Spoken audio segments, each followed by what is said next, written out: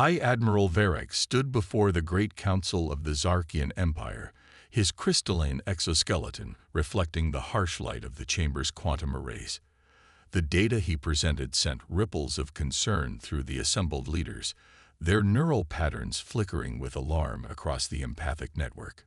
Distinguished council members, Varric began, his voice modulated to project both authority and urgency. Our 1,000-year observation of species 7249, designated as humans, has reached a critical junction. Their rate of technological advancement has exceeded all previous models. The central display sparked to life, showing Earth's rapid progress in quantum computing, neural interfaces, and fusion research. The council members' agitation grew visible as each projection revealed humanity's potential trajectory. Within 3 decades, they will achieve full quantum supremacy. Within 5, their energy generation capabilities will match our own. And within a century, Varric paused, letting the implications sink in, they will surpass us. Supreme Counselor Zethra rose from her crystalline throne, her form towering over the others. These creatures were barely harnessing electricity when we first discovered them. How is this possible? Their adaptability exceeds anything we've encountered, Varric explained. They don't just overcome challenges, they thrive on them. Each obstacle we've covertly placed in their path has only served to accelerate their development. They call it necessity breeding innovation. The chamber erupted in overlapping conversations, neural patterns clashing in a cascade of colors across the empathic network. Zethra raised a limb for silence. And your recommendation, High Admiral? Varric activated another hologram, this one showing a complex molecular structure. Project Eclipse, a carefully engineered crisis that will set their civilization back by centuries. Not a pandemic, they've proven too resilient against biological threats. Instead, a subtle atmospheric change that will disable their more advanced electronics, disguised as a natural phenomenon. The council chamber fell silent. What Varric proposed went against centuries of non-intervention protocols. Yet the alternative, allowing a potentially superior species to emerge uncontrolled, seemed even more dangerous. There is another option. A quiet voice spoke from the shadows. Dr. Lyra, the council's chief xenanthropologist, stepped forward. Her smaller form marked her as a member of the scientific caste, but her reputation demanded respect. We could open diplomatic relations, guide them, learn from them as they learn from us, their creativity combined with our experience cooled, and risk them discovering our previous interventions. Varric interrupted. They are proud, territorial, and despite their achievements, still prone to violence. How do you think they would react to learning we've been manipulating their development for a millennium? The neural network pulsed with agreement. Humans' responses to perceived betrayal were well documented in the observation archives. Zethra raised her limb again. The council will vote. Project Eclipse, implementation or rejection. Varric watched as the quantum particles aligned, representing each council member's decision. The result was clear, 89% in favor. He felt a moment of something, not quite regret. His kind had evolved beyond such primitive emotions, perhaps concern for the necessity of such actions. Project Eclipse is approved, Zethra announced. Begin immediately and expand the observation network. I want to know the moment anything deviates from projected outcomes. As the council dispersed, Dr. Lyra approached Varric. We're making a mistake. There's something about them you're all missing. And what would that be? Their greatest achievements don't come from careful planning or superior technology. They come from being backed into corners, and we're about to back them into the biggest corner of all. Varric dismissed her concerns with a gesture. Your enthusiasm for your research subjects is noted, Doctor. But the decision is made. In 6 months, Earth's technological civilization will begin its gradual decline. Within 5 years, they'll be struggling to maintain their current level of technology. Within 20, they'll have regressed to a pre-digital age. As he walked away, Lyra watched the hologram of Earth rotating slowly above the council chamber. "You're wrong," she whispered. "You've just guaranteed they'll become exactly what you fear." In low orbit around Earth, invisible to human detection, the first satellites began dispersing Project Eclipse's molecular agents into the upper atmosphere. On the surface below, humanity continued its rapid march toward the future, unaware that their greatest challenge, and their transformation into something unprecedented, was about to begin. In a secret laboratory beneath the Pacific Ocean, Dr. Sarah Chen stared at readings that shouldn't have been possible. "Run it again," she ordered her AI assistant. The quantum entanglement patterns danced across her holographic display, showing the same impossible result. The atmosphere was changing. Subtly, precisely, in ways that defied natural processes. "Well," she said to herself, "isn't this interesting?" She began composing a message to her colleagues in the Global Science Council. Humanity was about to face its greatest test, but not, perhaps, in the way the Zarkians intended. Dr. Sarah Chen's warning came 3 months too late. By the time the Global Science Council convened their emergency session, the effects of Project Eclipse were becoming impossible to ignore. Worldwide, advanced electronic systems began failing in ways that defied explanation. Commander David Rodriguez stood at the window of the International Space Defense Command, watching as another quantum satellite fell from orbit, burning up in the increasingly hostile atmosphere. Behind him, holographic displays flickered and died, one by one. "Status report," he demanded, turning to face what remained of his command staff. Colonel Yuki Tanaka's face was illuminated by the harsh light of a primitive LCD screen, the only type of display still functioning reliably. 30% of our satellite network is down. Quantum computing centers worldwide are reporting cascade failures. The new fusion plants in Singapore and Toronto have gone into emergency shutdown. And the pattern analysis confirms Dr. Chen's hypothesis. "This isn't natural, sir. The atmospheric changes are too precise, too targeted at our most advanced systems. Someone's doing this to us." Rodriguez nodded grimly. He'd suspected as much since the first anomalies appeared. 20 years in military intelligence had taught him to recognize patterns, and this had attack written all over it. "What about the Chen protocol?" Tanaka allowed herself a small smile. "Already implemented. Dr. Chen's quantum shielding designs have been distributed to all critical facilities. They're crude, barely more than theoretical, but they're working, at least for now." In her underground laboratory, Sarah Chen was reaching the same conclusions, but from a different angle. The holographic displays around her workstation remained functional, protected by experimental shielding that she'd developed after detecting the first atmospheric anomalies. "Show me the molecular structure again," she commanded her eye, which she'd managed to preserve by running it on heavily modified hardware. The display flickered to life, revealing the complex particles now permeating Earth's atmosphere. "These aren't random formations," she muttered, manipulating the 3D model with practiced gestures. "This is engineered.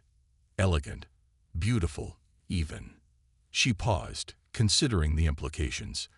"And if it's engineered, it can be reversed," completed a voice behind her.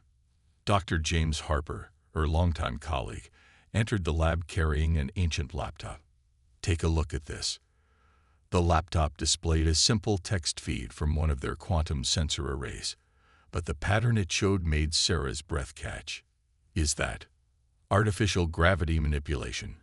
Whoever's doing this is using technology way beyond ours, or at least," Harper grinned, "beyond what they think we have." Sarah turned to her main workstation, fingers flying across the haptic interface. "Remember that theoretical work we did on gravity wave detection? The project they said was too ambitious. The one that got our funding cut. Hard to forget. We weren't detecting natural phenomena.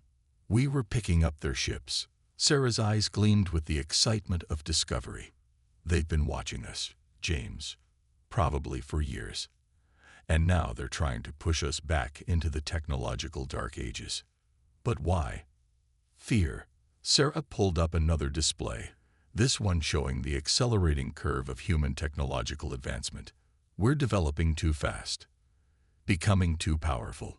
This attack, it's precise, calculated to disable our most advanced technology, while leaving basic infrastructure intact. They don't want to destroy us, just contain us. In orbit, invisible to conventional detection, High Admiral Varex observed the unfolding chaos with satisfaction. Phase 1 is proceeding as calculated, he reported to the Council. Their quantum networks are failing. Their fusion research has been set back decades. Soon they'll... He stopped mid-sentence, neural patterns flickering with confusion. On his display, a small but significant reading had just appeared. A gravity wave detector, crude but functional, scanning the exact frequency used by Zarkian cloaking technology. Impossible, he muttered. Their technology shouldn't be capable of. In her lab, Sarah Chen watched her own displays with growing excitement. Got you, she whispered. The gravity wave detector was working better than she dared hope, revealing ghostly outlines of massive structures in orbit around Earth. Commander Rodriguez's voice came through on the quantum-shielded communication channel. Dr. Chen, are you seeing this? Yes, and Commander, they're not as invisible as they think they are. Can you get me targeting data? Sarah's fingers danced across her interface. Better than that. Give me 48 hours, and I'll give you their own gravity manipulation technology to use against them. They thought they were pushing us back into the dark ages. She allowed herself a fierce smile. They just gave us the keys to the stars. In his orbital observation post, Varex felt something he hadn't experienced in centuries. Doubt. Dr. Lyra's warning echoed in his mind. Their greatest achievements come from being backed into corners. The humans weren't failing. They were adapting, evolving, and they were doing it far faster than any model had predicted. Project Eclipse wasn't containing humanity. It was transforming them. High Admiral Varex's neural patterns pulsed with alarm as he reviewed the latest data streams. Something was wrong. Project Eclipse's effectiveness was declining rapidly, far faster than any models had predicted. More concerning were the anomalous energy signatures appearing across Earth's surface, signatures that shouldn't have been possible given their level of technology. Full spectrum analysis, he commanded his ship's eye. The results only deepened his concern. The humans weren't just adapting to the atmospheric changes, they were somehow using them to their advantage. In her underground laboratory, Dr. Sarah Chen worked with fierce intensity, surrounded by displays showing the fruits of 6 months' intensive research. The beauty of it, she explained to Commander Rodriguez via quantum-shielded comm, is that they did half our work for us. Those atmospheric particles they seeded, we've reversed their polarity. Their own weapon is now our shield. Rodriguez studied the data from his hardened command center. And the gravity wave technology. Better than we hoped. Sarah manipulated a holographic model, showing a network of modified satellites. We've adapted their gravity manipulation tech into something new, something they won't expect. Because they think we're blind and crippled, Rodriguez smiled grimly. How soon? The global defense network is ready. We're just waiting for your command. Above them, Varex received an urgent alert. His sensors detected a massive power surge from Earth's surface, but the readings made no sense. The energy signature matched Zarkian gravity manipulation technology, but it was being used in ways their scientists had never conceived. Impossible, he muttered. Then his ship's gravity reversed. Across Earth's orbit, 30,000 modified satellites activated simultaneously. The gravity wave network Sarah had designed didn't just reveal the cloaked Zarkian ships, it turned their own artificial gravity against them. Massive vessels suddenly found themselves pulled in multiple directions as conflicting gravitational fields tore at their structures. By the eternal stars, Varex gasped as his flagship's superstructure groaned under impossible stresses. All vessels, emergency protocols. Break orbit immediately. But the humans weren't finished. As the Zarkian ships struggled against the gravitational assault, A second phase of Earth's defense grid activated. The same atmospheric particles meant to suppress human technology now served as a vast transmission network, carrying targeted electromagnetic pulses that bypassed the aliens' conventional shields. In the council chamber, Supreme Counselor Zethra watched in horror as ship after ship went dark, their advanced systems overloaded by weapons that shouldn't have existed. How? She demanded. How did they develop this technology so quickly? Dr. Lyra stepped forward, her earlier warnings now proven prophetic. They didn't develop it. They reverse-engineered it from Project Eclipse itself. We gave them everything they needed. Exposure to our gravity manipulation technology, a network of particles perfect for energy transmission, and most importantly, a reason to surpass their limitations. On Earth, Sarah Chen monitored the battle through her quantum-shielded displays. Phase 2 is ready, she reported to Commander Rodriguez. Permission to proceed. Rodriguez looked at the strategic display, showing dozens of disabled Zarkian vessels now trapped in Earth orbit. Do it. Sarah activated a sequence that she and her team had prepared for this moment. The atmospheric particles, already reprogrammed once, shifted again. But this time, instead of attacking the Zarkian ships, they began to coalesce around them, forming a translucent barrier. What are they doing? Varix demanded, watching the phenomenon spread across his view screen. Then understanding dawned, with it a wave of dread. No, they couldn't have. But we did. Sarah's voice came through on all Zarkian frequencies, speaking perfect Zarkian language. You tried to trap us in a technological prison. Instead, you gave us the keys to capabilities you never imagined. Those particles you seeded our atmosphere with. They're now programmed to your quantum signatures. Every piece of Zarkian technology in Earth orbit is now sealed in a gravity bubble of your own making. In the council chamber, Zethra received the transmission with growing horror. You understand what this means? She asked her fellow council members. They didn't just survive our attack. They've weaponized it. And now, Rodriguez's voice joined Sarah's on the transmission. We're going to have a conversation about the future. Your ships are disabled, but their crews are unharmed. Consider this a demonstration of both our capabilities and our restraint. What are your terms? Zephyr asked, knowing the council had no choice but to listen. First, Sarah replied, you're going to tell us everything. How long you've been watching us. Why you tried to suppress our development. And then we're going to discuss a new relationship between our species, one based on equality and mutual respect, not fear and manipulation.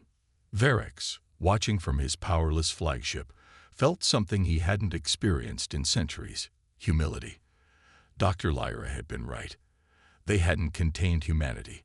They catalyzed their evolution into something unprecedented in galactic history. And this was only the beginning. The Global Unity Conference Center in Geneva had never hosted delegates quite like these. Dr. Sarah Chen studied the Zarkian representatives across the quantum-secured chamber, their crystalline forms refracting light in complex patterns that betrayed their emotional states. Even with their advanced technology neutralized, they remained an impressive sight.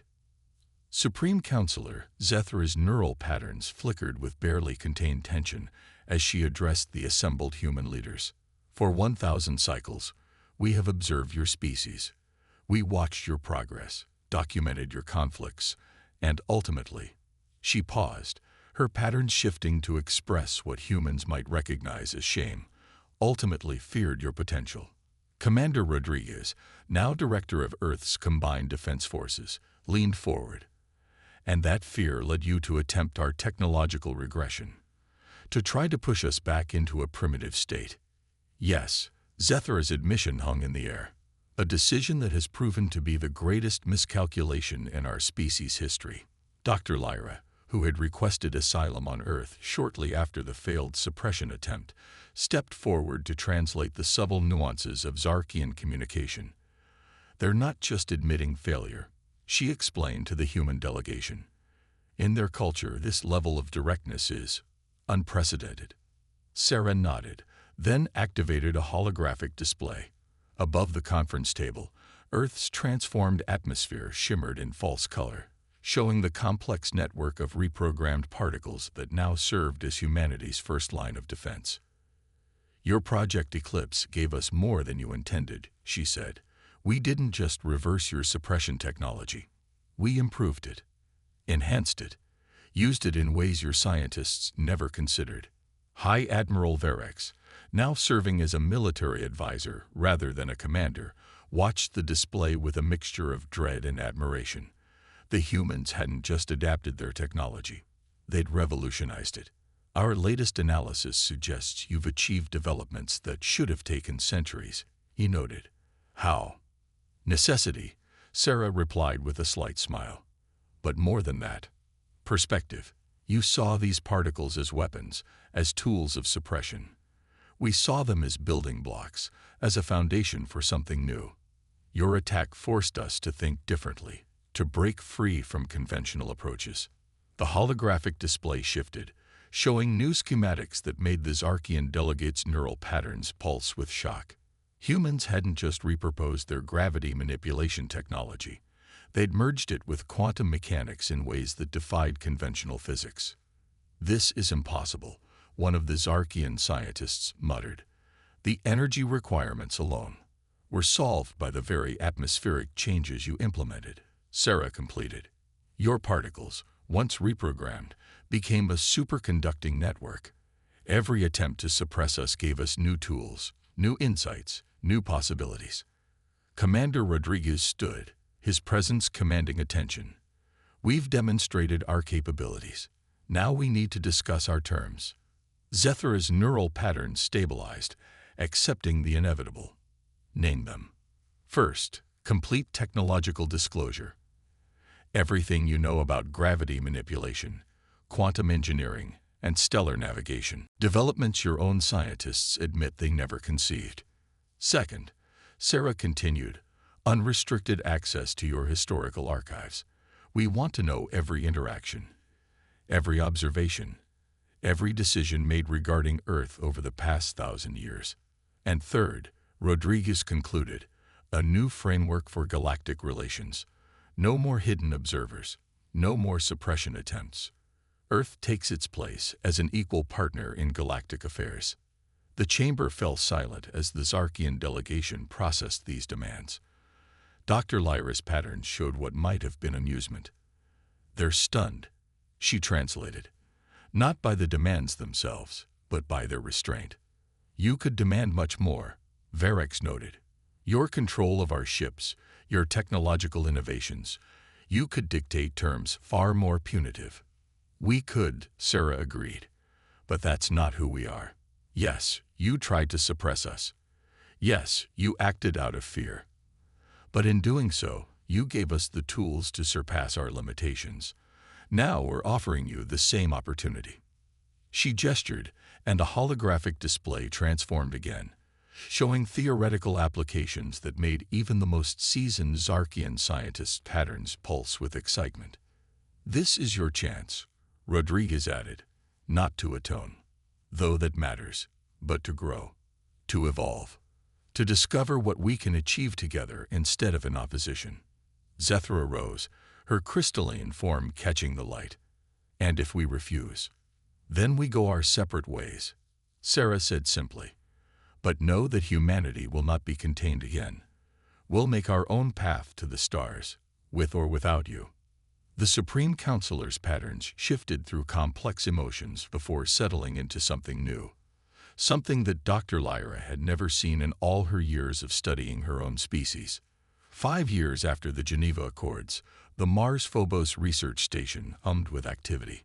Dr. Sarah Chen stood at the observation dome, watching a Zarkian science vessel dock with the human-designed gravity tether. The sight still amazed her, crystalline alien architecture merging seamlessly with human innovation. "Quite a view, isn't it?"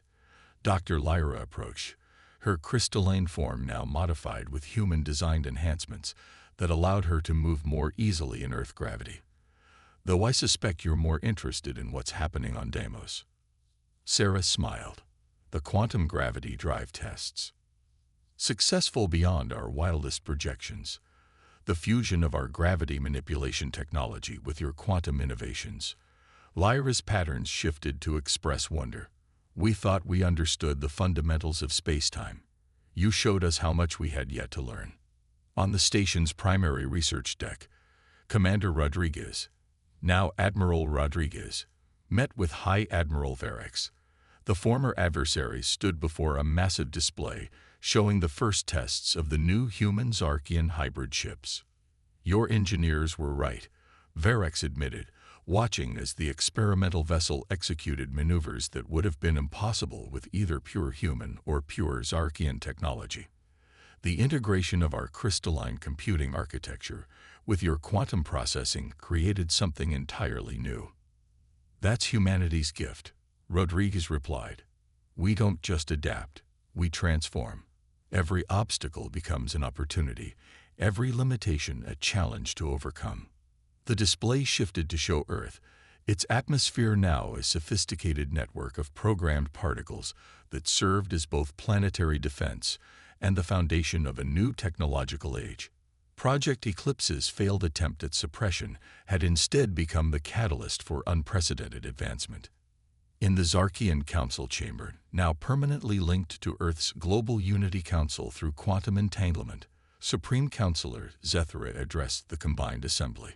5 years ago, we faced a choice born of fear. We chose wrongly, attempting to suppress a species whose potential we barely understood. Today, we face a different choice, one born of hope. The Chamber's holographic displays showed the progress of the Joint Exploration Initiative. Hybrid ships pushing the boundaries of known space, research stations unlocking the mysteries of dark matter, and most importantly, teams of humans and Zarkians working together, each bringing their unique perspectives to challenges that had once seemed insurmountable. Back on Mars, Sarah led Lyra to her private laboratory. There's something I want to show you. She activated a secure terminal, revealing schematics that made Lyra's patterns pulse with astonishment. Is this the next step? Sarah confirmed. A true fusion of our technologies and philosophies. Not just ships or weapons or defensive systems, but a new way of understanding the universe itself. The display showed a theoretical framework that merged Zarkian crystal-based quantum computing with human neural interface technology. We're calling it the Convergence Project, Sarah explained. A way to directly link our species' minds while preserving our unique characteristics. The Council will never approve, Lyra said, but her patterns showed excitement rather than dismissal. 5 years ago, they would have said the same thing about human-Zarkian cooperation, Sarah pointed out. Fear held both our species back. We've learned better. On Earth, in space stations, and on colonies throughout the solar system, the results of this new cooperation were evident. Ships that could bend space-time, energy systems that defied traditional physics, and communications networks that spanned impossibilities. But more than the technology, it was the change in perspective that marked the true transformation. Admiral Rodriguez summarized it best in his address to the first graduating class of the Joint Space Academy. 5 years ago, we faced an attempt to suppress our potential. Instead, we discovered something profound. That true advancement comes not from fear of what others might become, but from embracing the possibilities we can create together. In her lab, Sarah activated the first prototype of the convergence system. As her consciousness merged with Lyra's in a carefully controlled interface, both human and Zarkian experienced something unprecedented, a true understanding of each other's perspective, a glimpse of what they could become. The stars above Mars seemed brighter somehow, as if reflecting the dawn of a new era. Humanity had not just survived an attempt to suppress them, they had transformed it into the foundation of something greater than either species had imagined possible. And this was still just the beginning. In the depths of space, the first human-Zarkian hybrid ship prepared to test its new quantum gravity drive. As space-time bent around the vessel, its human captain and Zarkian first officer shared a moment of understanding. They weren't just exploring the galaxy anymore. They were redefining what was possible.